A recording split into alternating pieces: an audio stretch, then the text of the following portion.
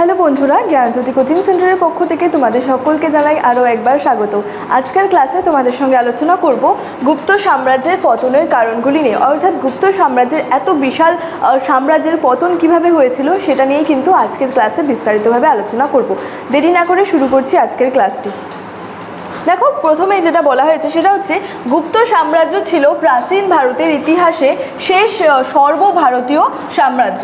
শ্রীগুপ্তের প্রতিষ্ঠা থেকে শুরু করে সমুদ্রগুপ্ত, দ্বিতীয় চন্দ্রগুপ্ত, স্কন্দগুপ্তের কৃতিত্বে উত্তর ও দক্ষিণ ভারতের বিস্তীর্ণ অঞ্চল জুড়ে যে বিশাল গুপ্ত সাম্রাজ্যের উদ্ভব হয়েছিল, বলেছে মাত্র 1 শতকের মধ্যেই কিন্তু তা পতনের দিকে ধাবিত হয়েছিল।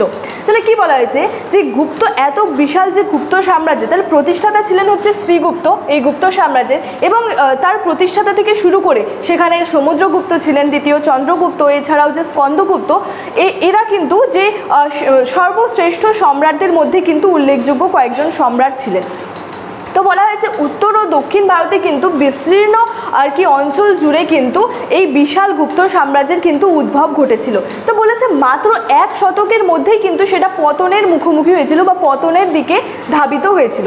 দেখো, বলা হয়েছে মানুষের জন্ম মৃত্যুর মতো সাম্রাজ্যেরও কিন্তু উত্থান পতন ঘটে। তাহলে কি, মানুষের জন্ম হলে মৃত্যু যেমন মৃত্যুটা হবে, ঠিক সেটাই বলেছে যে সাম্রাজ্যের উত্থান এবং পতনও ঘটে। তাহলে কালের নিয়মে কি উত্থানের পরে কিন্তু পতন ঘটবে, অর্থাৎ কোনো কিছুর যদি উত্থান হয় তার কিন্তু পতনটা নিশ্চিত। যেমন এখানে বলা হয়েছে মানুষের জন্ম এবং মৃত্যু, জন্ম হলে কিন্তু মৃত্যুটাও নিশ্চিত, ঠিক তেমনই সাম্রাজ্যে যেহেতু উত্থান রয়েছে তো সেহেতু পতনটাও কিন্তু রয়েছে।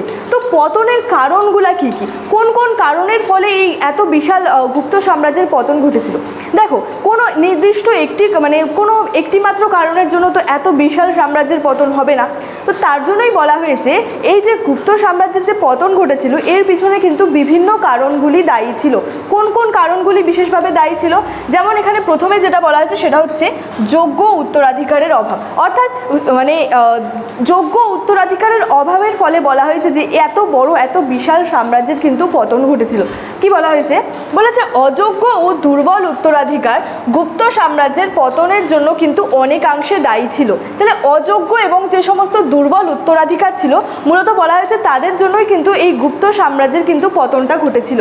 কি বলা হয়েছে যে গুপ্ত বংশের শেষ শক্তিশালী সম্রাট কে ছিলেন? স্কন্দগুপ্ত। তাকে ধরা হলেও স্কন্দগুপ্তের পরবর্তী যেসব শাসকেরা সিংহাসনে বসেছিলেন তারা কিন্তু সকলেই ছিলেন অযোগ্য। তাহলে গুপ্ত বংশের শেষ শক্তিশালী সম্রাট কাকে ধরা হয়? স্কন্দগুপ্তকে। কিন্তু তাকে শেষ শক্তিশালী সম্রাট হিসেবে ধরা হলো স্কন্দগুপ্তের পরে, অর্থাৎ পরবর্তীকালে যারা সিংহাসনে বসেছিলেন তারা কিন্তু সকলেই অযোগ্য এবং দুর্বল ছিলেন, যার জন্য বলা যেতে পারে যে অযোগ্য এবং দুর্বল উত্তরাধিকারের কারণে কিন্তু এই সাম্রাজ্যের পতন কিন্তু ঘটেছিল। এছাড়াও বলেছি, দেখো, সাম্রাজ্যের শাসন কার্য কিংবা যুদ্ধ কোনো ক্ষেত্রেই কিন্তু পরবর্তী শাসকদের দক্ষতা কিন্তু ছিল না।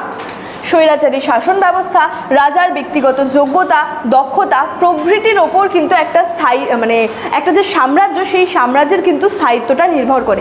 কি বলেছে যে স্বৈরাচারী শাসন ব্যবস্থা, রাজার একটা ব্যক্তিগত যোগ্যতা থাকতে হবে, রাজার একটা ব্যক্তিগত রাজার একটা দক্ষতা থাকতে হবে, যার জন্য এই সমস্ত বিষয়গুলির উপরই কিন্তু একটা সাম্রাজ্য কিন্তু নির্ভর করে থাকে। কিন্তু স্কন্দগুপ্তের মৃত্যুর পরবর্তীতে কি হয়? স্কন্দগুপ্তের মৃত্যুর পরবর্তীতে যে গুপ্ত শাসকরা কিন্তু সিংহাসনে যারা বসেছিলেন তারা সকলেই কিন্তু অযোগ্য ছিলেন এবং দুর্বল ছিলেন, যার জন্যই বলা হয়েছে যে এভাবে কিন্তু কোনো একটাই সাম্রাজ্য কিন্তু টিকে থাকতে পারে না। দেখো, বলা হয়েছে স্কন্দগুপ্তের পরবর্তী শাসকদের মধ্যে এই সব যোগ্যতার অভাব কিন্তু ছিল। এছাড়াও বলেছে এই দুর্বলতার সাহায্যে বা সুযোগে বৈদেশিক শক্তির কিন্তু আক্রমণটা অবসম্ভাবী হয়ে উঠেছিল, যার জন্যই বলা হয়েছে যোগ্য উত্তরাধিকারের অভাবের ফলে কিন্তু এই গুপ্ত সাম্রাজ্যের পতন কিন্তু ঘটেছিল। দ্বিতীয় যেটা রয়েছে সেটা হচ্ছে ভূমিদান ব্যবস্থায় ত্রুটি। কি বলা হয়েছে? গুপ্ত সাম্রাজ্যের পতনের জন্য একটি উল্লেখযোগ্য কারণ ছিল যে ভূমিদান ব্যবস্থার ত্রুটি। বলা হয়েছে মৌর্য যুগে বা অন্য কোনো প্রতিষ্ঠানকে ভূমিদান করলে রাজার জমির ওপর কিন্তু শাসনের একটা যে অধিকার সেটা কিন্তু ছাড়তেন না। তাহলে এই যে ভূমিদান যে ব্যবস্থাটা রয়েছে সেটা কিন্তু মৌর্য যুগেও প্রচলিত ছিল, এবং এখানে কি বলা হয়েছে মৌর্য যুগে যদি রাজা কোনো ব্রাহ্মণকে বা অন্য কোনো প্রতিষ্ঠানকে বা অন্য কোনো ব্যক্তিকে যদি জমিটা দান করে দিতেন, তাহলে সেই জমির ওপর কিন্তু তিনি তার শাসনের অধিকারটা কিন্তু ছাড়তেন না। কিন্তু ভূমির নিচে অবস্থিত খনিজ পদার্থ কিন্তু ছিল রাজার সম্পদ। কিন্তু গুপ্ত যুগে কি হয়, ব্রাহ্মণ বা অন্য কোনো প্রতিষ্ঠানকে রাজা ভূমিদান করলে সেই ভূমির ওপর কিন্তু রাজার কোনো দাবি থাকতো না। এবং বলা হয়েছে গুপ্ত যুগে যে ব্রাহ্মণ দান হিসেবে জমি পেতেন তিনিই কিন্তু গ্রামের সর্বময় ক্ষমতার কিন্তু অধিকারী হয়ে উঠতেন। এরা স্বাধীন রাজার মতোই কিন্তু জমির অধিকার ভোগ করতেন এবং এর ফলে বলা যায় যে গুপ্ত সাম্রাজ্য দুর্বল হয়ে পড়েছিল। তাহলে মৌর্য যুগে কি হতো, রাজা যখন কোনো ব্যক্তিকে বা ব্রাহ্মণকে বা কোনো প্রতিষ্ঠানকে ভূমি দান করতো বা জমি দান করতো, সেক্ষেত্রে কি হতো, রাজার কিন্তু একটা সেই জমির উপরে কিন্তু একটা অধিকার থাকতো। কিন্তু গুপ্ত যুগে যদি কোনো রাজা বা সম্রাট যদি কোনো ব্রাহ্মণকে বা কোনো প্রতিষ্ঠানকে যদি জমিটা দান করে দিত, সেই জমির ওপরে বা সেই ভূমির ওপরে রাজার কিন্তু কোনো আর অধিকার থাকতো না। ফলে কি হতো যে তারা যাকে রাজা আর কি জমিটা দান করতো বা ভূমিটা দান করতো, তারা কি স্বাধীন রাজার মতোই জমির অধিকারটা ভোগ করতেন এবং এর ফলেই বলা যায় যে গুপ্ত সাম্রাজ্যের কিন্তু খুবই দুর্বল হয়ে পড়ে এবং এই সাম্রাজ্যের কিন্তু পতন ঘটে। তাহলে ভূমিদান ব্যবস্থার ত্রুটি গুপ্ত সাম্রাজ্যের পতনের কিন্তু একটি অন্যতম প্রধান কারণ।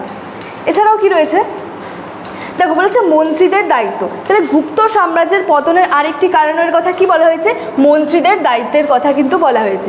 বলেছে গুপ্ত শাসন ব্যবস্থায় মন্ত্রীদের ভূমিকা ছিল কিন্তু খুবই গুরুত্বপূর্ণ। তাহলে শাসন ব্যবস্থা বা গুপ্ত শাসন ব্যবস্থা হোক বা মৌর্য শাসন ব্যবস্থা হোক, এই মন্ত্রীদের যে ভূমিকাটা রয়েছে বা মন্ত্রীদের যে একটা দায়িত্ব রয়েছে সেটা কিন্তু খুবই গুরুত্বপূর্ণ। বলা হয়েছে কালক্রমে গুপ্ত শাসন ব্যবস্থায় মন্ত্রীপদ বংশানুক্রমিক হয়ে পড়েছিল। ফলে গুপ্ত শাসন ব্যবস্থায় মন্ত্রীপদগুলি কি হয়, একসময় অযোগ্য ব্যক্তিতে ভরে যায় এবং কেন্দ্রীয় শাসন ব্যবস্থায় কোনো রকম দুর্বলতা দেখা দিলেই এরা কি করতো, শাসন ব্যবস্থার প্রাধান্যটা কিন্তু লাভ করে থাকতো।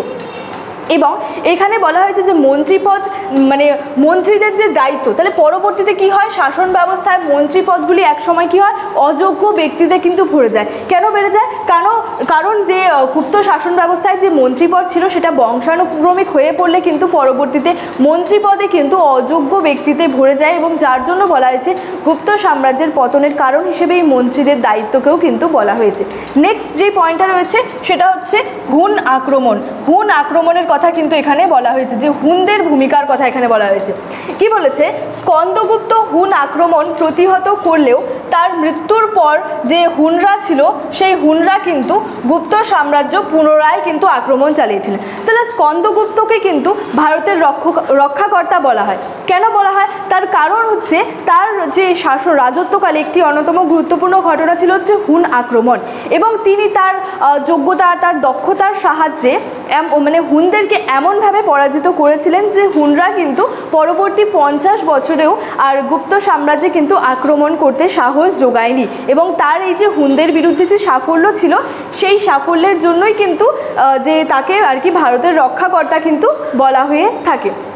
তাহলে বলেছে স্কন্দগুপ্ত হুন আক্রমণ প্রতিহত কিন্তু করেছিল, কিন্তু তা সত্ত্বেও কি বলেছে, তার মৃত্যুর পর অর্থাৎ স্কন্দগুপ্তের যখন মৃত্যু হলো তারপর কি হলো, হুনরা আবার পুনরায় কিন্তু যে আক্রমণ চালিয়েছিল। তাহলে প্রথমে আমি ভিডিওটি শুরু করার সময় প্রথমে যে ভূমিকাতে কি বলেছিলাম, যে গুপ্ত বংশের যে সমস্ত শক্তিশালী সম্রাট ছিলেন শেষ সম্রাট ছিলেন কিন্তু যে স্কন্দগুপ্ত। তো তার মানে মৃত্যুর পরে কি হয়, যে সেখানে যারা শাসক ছিল তারা বলা যায় যে খুবই অযোগ্য ছিল, যার জন্যই বলা হয়েছে তার যখন মৃত্যু হলো তারপর কিন্তু হুনরা গুপ্ত সাম্রাজ্যে পুনরায় কিন্তু আক্রমণ চালিয়েছিল।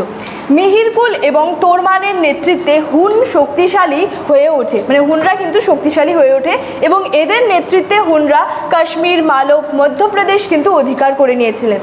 স্কন্দগুপ্তের পরবর্তী গুপ্ত রাজারা হুন আক্রমণ কিন্তু প্রতিহত করার চেষ্টা করলেও কিন্তু ব্যর্থ হয়েছিলেন, কারণ তাদের মধ্যে তো কোনো যোগ্যতাই ছিল না। তারা তো সবাই স্কন্দগুপ্তের পরবর্তী যে সমস্ত শাসকরা ছিলেন তারা খুবই দুর্বল ছিলেন, বলা যায় যে খুবই অযোগ্য ছিলেন, যার জন্য বলা হয় যে তারা কিন্তু হুন আক্রমণ প্রতিহত করার চেষ্টা করেছিলেন, কিন্তু যেহেতু তারা খুব দুর্বল ছিলেন তাদের মধ্যে কোনো যোগ্যতাই ছিল না, যার জন্য কিন্তু তারা কিন্তু ব্যর্থ হয়েছিলেন। এবং বলা হয়েছে ক্রমাগত হুন জাতির আক্রমণ গুপ্ত সাম্রাজ্যের পতনকে কিন্তু ত্বরান্বিত কিন্তু করেছিলেন। তাহলে গুপ্ত সাম্রাজ্যের পতনের আরেকটি অন্যতম কারণ কি ছিল, হুন আক্রমণ। তারপরে কি রয়েছে দেখো, সেনাবাহিনীর দুর্বলতা।